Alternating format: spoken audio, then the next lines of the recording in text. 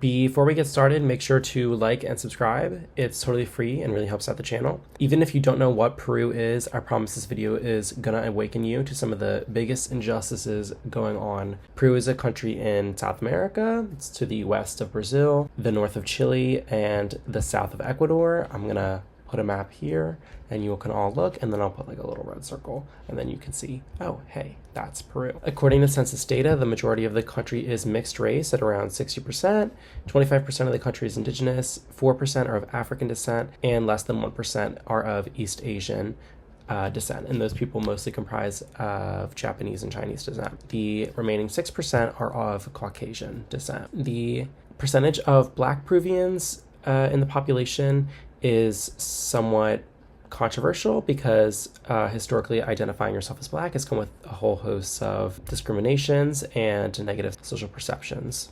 Some of the national wonders of Peru include Machu Picchu, Rainbow Mountain, and the country's national cuisine, which is really good. Now that you know what, in fact, Peru is, you're at least somewhat equipped to understand the roots of the crisis. Although I don't like starting videos with a history lesson because it makes it feel super lecture-y, it's kind of unavoidable if you want to understand what's going on in the country. You know, we didn't just fall out of a coconut tree. To understand the current situation, you got to understand the quote-unquote lost decade, a period in the 1980s where inflation skyrocketed and growth basically was non-existent. Countries across Latin America had experienced this to some degree, fueled in part by the 1970s energy crisis, which resulted in government funds drying up for industrial projects. In Peru, leadership conditions in the lead up to the lost decade in the 1980s were instrumental in setting the path forward for these crises to take place. I'm going to be anglicizing names going forward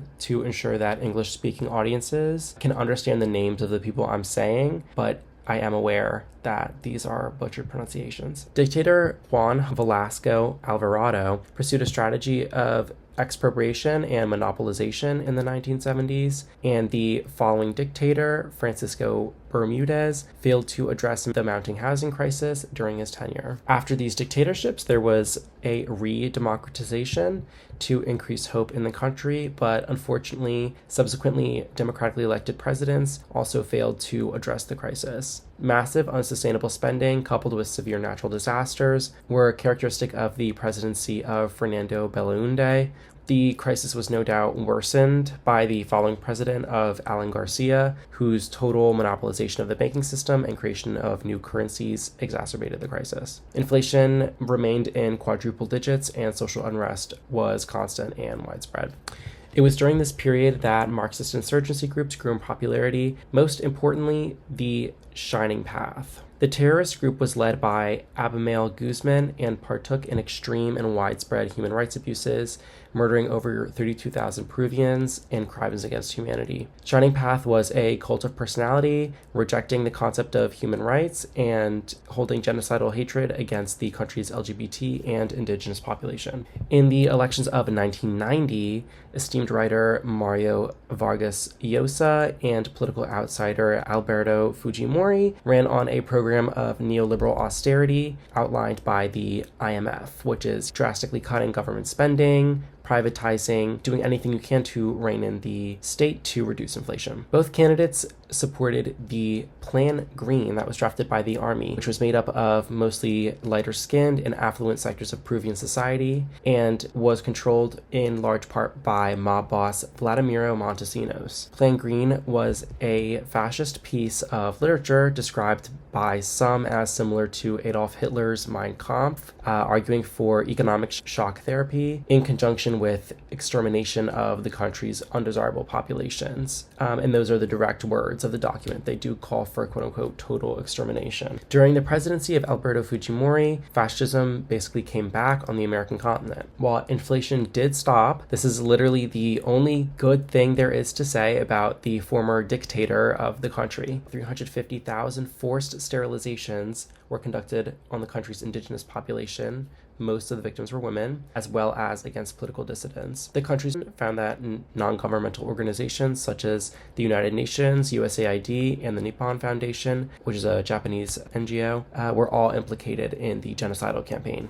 State capture by Vladimir Montesinos was so intense that he had gone on record calling then President Alberto Fujimori malleable, and that the president does not lift a single finger without first telling me. He's considered by many to be the de facto ruler of Peru during this time. Corruption was ubiquitous during this 10-year-long dictatorship. By the end of Fujimori's dictatorship, the informal economy comprised 75% of all economic activity, leaving the government with scarce resources and without funds. Despite being a close ally of Pablo Escobar at the time, Montesinos received an annual paycheck of $1 million from the government and another $1 million from the CIA. After his time as the mob boss of the country, he had a collective net worth of $270 million in a country where most of the citizens lived in poverty. Crimes against humanity were widespread during the fight against terrorism that did take place under this government, with the government killing nearly as many civilians as the Shining Path. Among the many scandals of the fascist dictatorship was the position of the First Lady. Initially occupied by Alberto Fujimori's wife, Susanna Higuchi, this did not last. Higuchi would denounce her then husband as a corrupt tyrant after his coup d'etat, being replaced by their daughter, Keiko Fujimori. Higuchi would partake in a hunger strike against the then dictator, giving her recognition as one of the most prominent and brave dissidents during this time. After being ousted as First Lady, she alleged that she had been tortured over 500 times after being kidnapped. Her children, Keiko and Kenji Fujimori, then testified in court that her claims could not be taken seriously because of supposed future political ambitions and mental problems. Higuchi's words on Keiko would have a lasting impact. She abandoned me.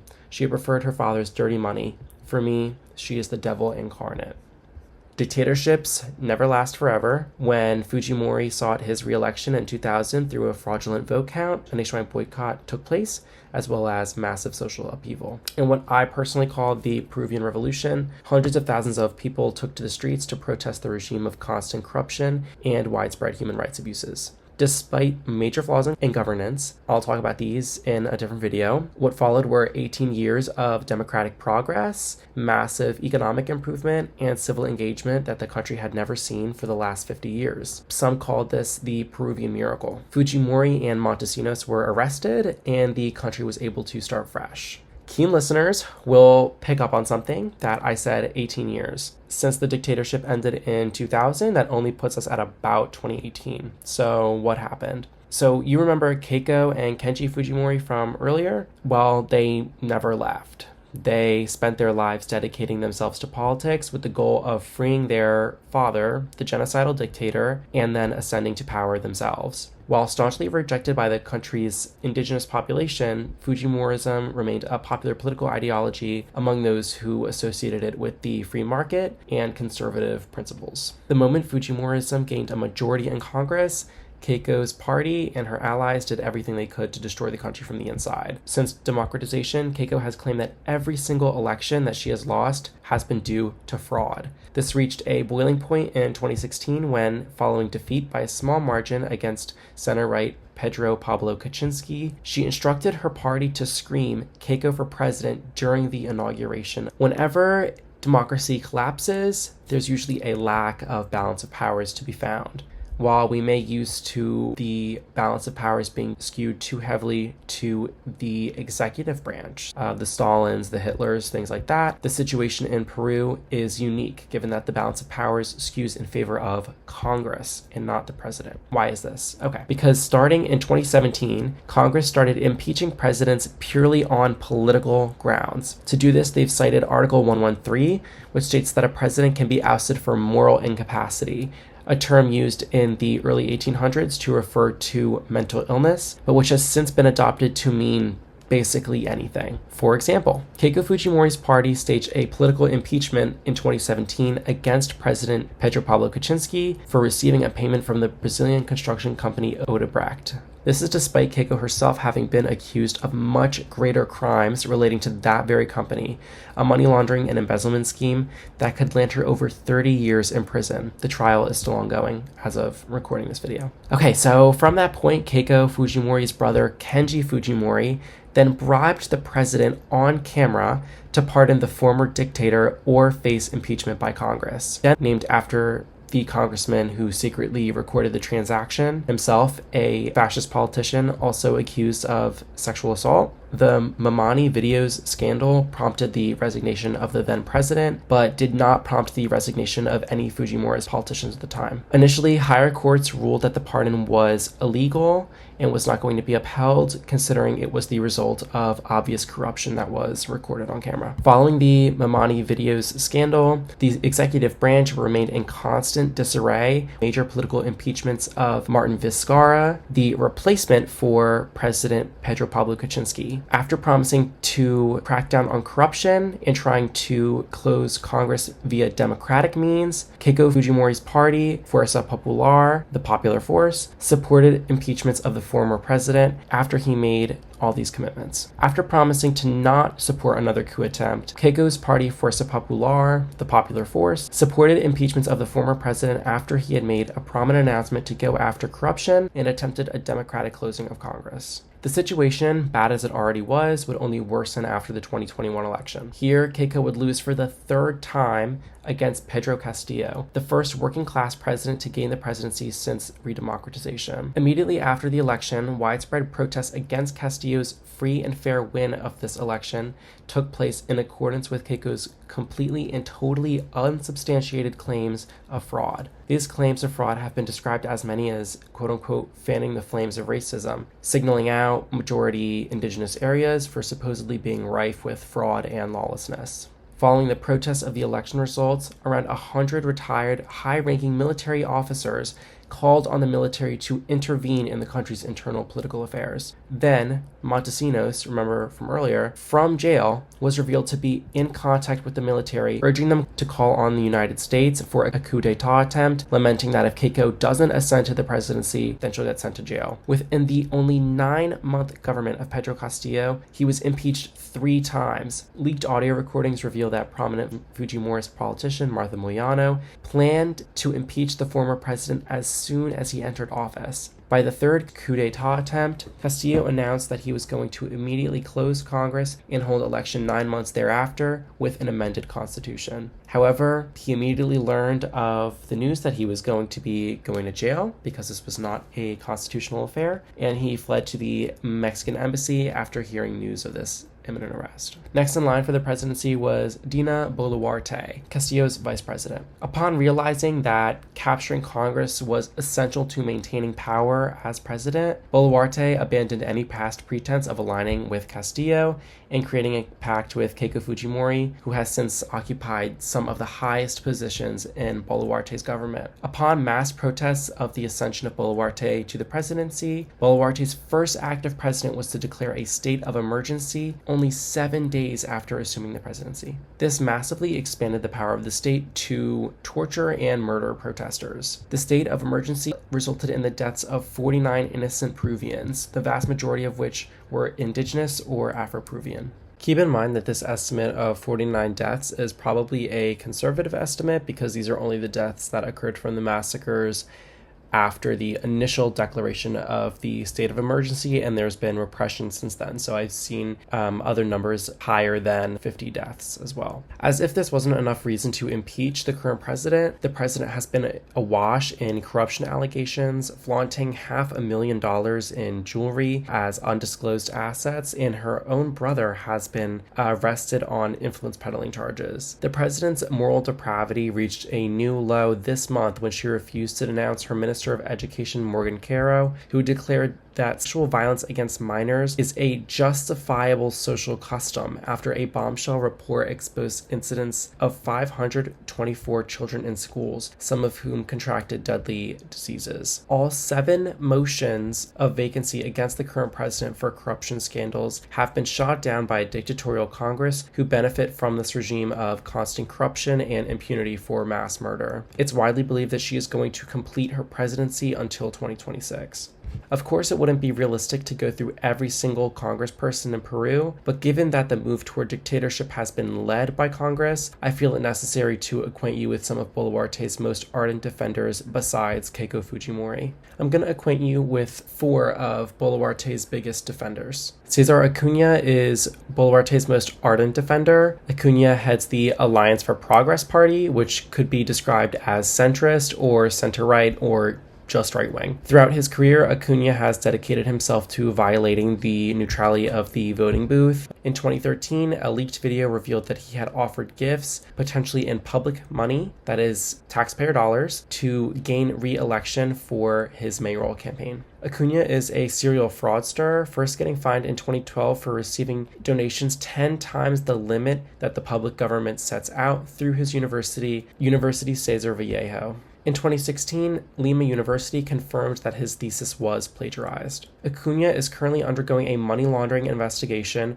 where he allegedly laundered 200,000 soles, that is Peruvian dollars, into the aforementioned university through, if you can believe it, a golden statue which was on display only for a single day before being taken down. Despite earning a politician's salary, he has refused to pay child support for his ex-wife. Acuna has ardently fought against any investigation into the current president under the pretense that it could be potentially destabilizing. 2. Rafael Lopez Aliaga. The mayor of Lima and the president of the Popular Renovation Party, Rafael Lopez Aliaga, has ardently defended the current president despite her massive unpopularity. Sometimes referred to as the Bolsonaro of Peru, Aliaga has enacted a series of far-right policies in the capital of the country, collaborating with the president to crack down on peaceful protests. The mayor has basically concluded on several occasions that the president is actually improving corruption despite the mountain of evidence to the contrary. He is currently under investigation for money laundering to offshore companies to avoid tax, as revealed in the Panama Papers. The mayor is currently suspected of defrauding the state by running up massive debts with the government, avoiding taxes, and changing company names to avoid oversight. Aliaga has been described by some as an incompetent individual with a deep disdain for democracy, chanting death to Castillo, engaging in these same baseless accusations of fraud as Keiko. Aliaga has participated in a harassment campaign against Nobel Prize-winning journalist Gustavo Guridi for exposing the actions of the current government and previous dictatorship. After the former president won the elections, Aliaga declared that the central government ought to punish the poor people of Peru for their decision-making. The mayor has been seen several times in states of extreme inebriation.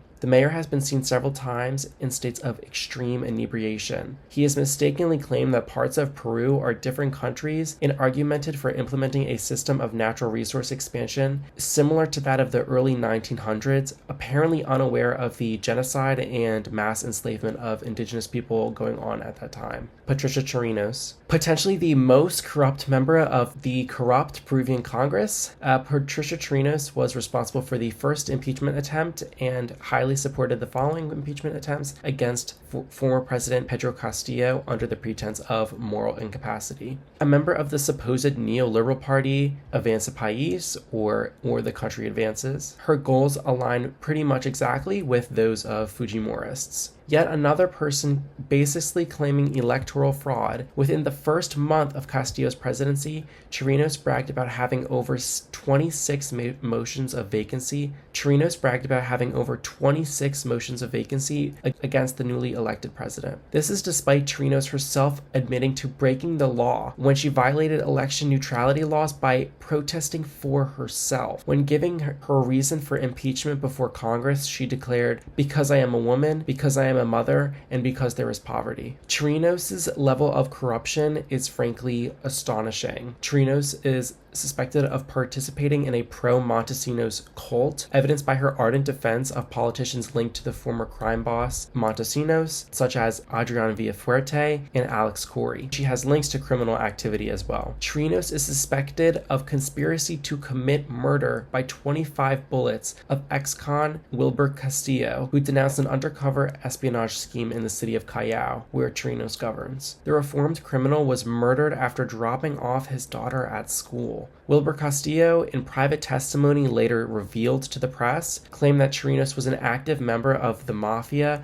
euphemistically known as the Woman del Callao, the woman from Callao. The brother of Wilber Castillo, Robert Castillo, denounced Patricia Chirinos only 2 hours after the death of his brother, claiming that she had visited their house several times and threatened their family on several occasions. He says, "I'm saying directly to you all, Felix Moreno, Patty Chirinos, Rogelio Conches, I denounce you all for being the intellectual authors of my brother's death, for contracting an assassin, for the mafias here in Callao, for creating a narco district in a narco province. You know what happened to her, Felix Moreno. You know. Patty Chirinos lived and ate in my home. Felix Moreno told my brother, don't mess with Patty Chirinos, she will kill you." In the aftermath of this scandal, Chirinos has made herself a fugitive on multiple occasions, traveling to Colombia and Spain without a permit to avoid preventative detention, and up to this date she has received no punishment for her actions. The Cerrone brothers. Finally, we get to the Cerrone brothers, Waldemar and Vladimir Cerrone. They are major figureheads of the Peruvian left-wing opposition in Peru and are self-described Leninists. Publicly, they have voted for a vacancy against the president and against some measures of eroding democratic norms. However, it is very likely that these are merely performative denouncements and performative endeavors. Why? Because ever since Vladimir Cerrone became a fugitive under international law with a blue notice from Interpol for corruption and abuse of power, the pair of brothers have launched a vicious campaign of state capture to eliminate any accountability for corruption. It is widely believed that the fugitive and Boluarte are in active communication together, given that a car in her name was parked in his place of hideout. There is so much to say on this family and their corruption, but given the length of the video already, I think it's appropriate to maybe dedicate a full video on the topic. But rest assured, this is a really important family in the Peruvian political landscape. Okay, so considering all of the aforementioned details and outlining some of the most important people in Congress, as well as the mayor of Lima, it's pretty easy to understand why Congress has an approval rating of 4% and the president performs not much better at an approval rating of 5%. And do you remember that pardon from earlier against the former genocidal dictator? Well, following judicial court packing by the Fujimorists, they have enacted a judicial reform. Now, the previously shot down pardon has been placed again in full effect. The previously genocidal dictator now walks free without having to pay a single dollar for the crimes of genocide and mass embezzlement. If this wasn't worrisome enough, a recent congressional law for the specification of crimes against humanity charges puts a statute of limitation of 22 years, meaning that crimes against humanity committed before 2002, meaning immediately before the fall of the genocidal dictator, are now potentially legal. This now calls into question the prison sentence of the aforementioned Vladimiro Montesinos, triggering a battle with the Peruvian Supreme Court. Since first writing the script, Keiko has revealed that the former genocidal dictator will be the candidate for the following election. Okay, so someone might be asking, what's the big deal? Everyone's unpopular, we get it, you can just vote them out the next election, right? Well, unfortunately, we can only be so sure. Thanks to the approval of a law to abolish the National Board of Justice, called the JNJ, or the Junta Nacional de Justicia, election overseers will now be voted through Congress rather than being seen as impartial observers. Here's everyone who voted for the law. You can remember Martha Moyano from earlier. The human losses of the current crisis are huge. Peru now faces its third recession in 8 years, meaning they may potentially be undergoing a second lost decade. The government is now running out of money, with its country getting a national credit rating of just a cut above junk territory. Over 1 million people have fled the country with no hope of return, and the country has become a hub for organized crime, and large parts of the Amazon are now polluted. Okay, so is there anything to be done about the situation? Well, maybe. You can look to Guatemala, where court packing and dictatorial aspirations nearly destroyed the country's democracy last year. I don't have that much time to go into it, considering this was supposed to be an introduction video, and it's already very long. You can read more here, video for another time. But basically, Guatemalan democracy did not die. Why is this? Well, as an attempt toward mounting dictatorship was underway through fraudulent elections, the US launched a sanctions campaign against the dictatorial president and banned Guatemalan criminal politicians from entering the United States. The president was then voted out, ushering a new president, Bernardo Arevalo, promising to restore democracy, holding approval ratings as high as 75% so far. Arevalo has inherited a country which he described as on the brink of destruction, and has since promised to vigorously fight corruption. These proposals need to happen in Peru if there's any hope for democracy to return, and would be sure to affect Peruvian politicians like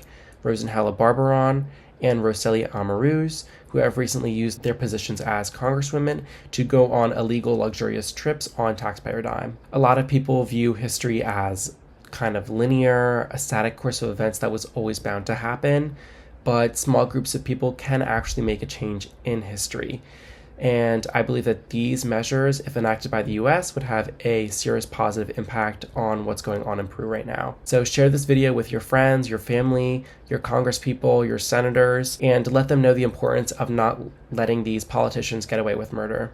I want to thank Victor Caballero, Cesar Hildebrand, Infobay, and Gustavo Goriti, who are responsible for most of my knowledge on the current situation and have been doing brave journalistic work even in the face of impending dictatorship. Seguimos en esta transmisión. Esta es la delegación de la Asociación de Mártires del 9 de enero de Juliaca. Ahí pueden ver todos los rostros de las personas que fallecieron. Marco Antonio Samillán, el médico de 29 años que falleció. Usted es su hermana. No ha pasado el dolor.